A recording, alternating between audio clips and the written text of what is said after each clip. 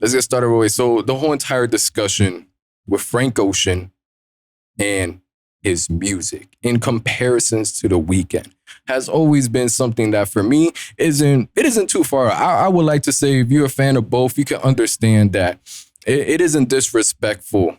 I would say it isn't disrespectful to compare the artists.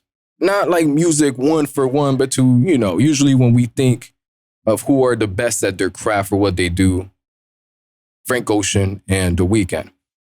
My biggest reason why I prefer Abel to Frank Ocean is the one and only, the most obvious reason. The music output is fucking phenomenal for Abel. Since 2011 till now, we've been getting fed. I think the biggest gap was potentially, I want to say from 2011. I don't know, 2011, we got 3 mixtapes. Then eventually Trilogy. From there, we got Kissland, which released in 2013, Beauty Behind the Madness 2015, Starboy in 2016. Let's highlight that real quick.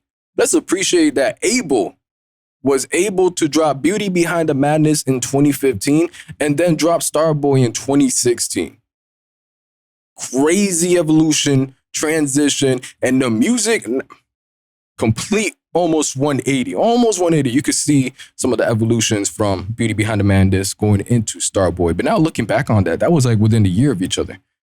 There really hasn't been a long wait between albums, aside from maybe Starboy, My Beautiful Melancholy, to After Hours. I think 3 years the most we waited for new Abel music, right? Frank, to be frank with y'all, we've been waiting too fucking long. But that's all right. So of course, music output to me is the most reasonable reason for me. Hey, I'm taking Abel all day, every day.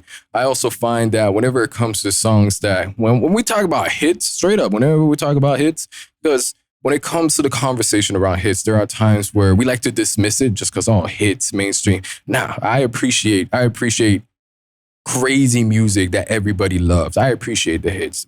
Obviously, The Weeknd running laps around Frank Ocean. But when it comes time for the deep cuts, when it comes time for the music that transcends you from reality into the world they create, I find that Abel has more songs that are able to do that, a larger amount, and I believe to have greater highs than Frank Ocean as well, greater quality of music. And for me, Frank Ocean is already an outstanding artist. So for me, for Abel to be able to exceed his highs, fucking ridiculous. I love it. I love it. Being an Abel fan is the greatest thing in the world right now. So I just wanted to add this to the discussion of Frank Ocean versus The Weeknd. Notice how throughout this conversation between me and you about how I feel about The Weeknd and how I feel about Frank Ocean, I didn't have to belittle one another. I didn't have to say Frank Ocean is trash compared to The Weeknd. I'm able to appreciate what they're both able to do because they both make incredible bodies of work and release phenomenal music. A large, like 50 times more than the other.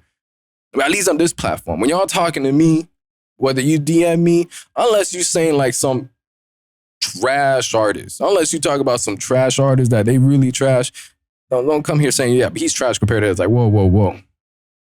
Neither Frank Ocean or The Weeknd, vice versa, are trash compared to the other one.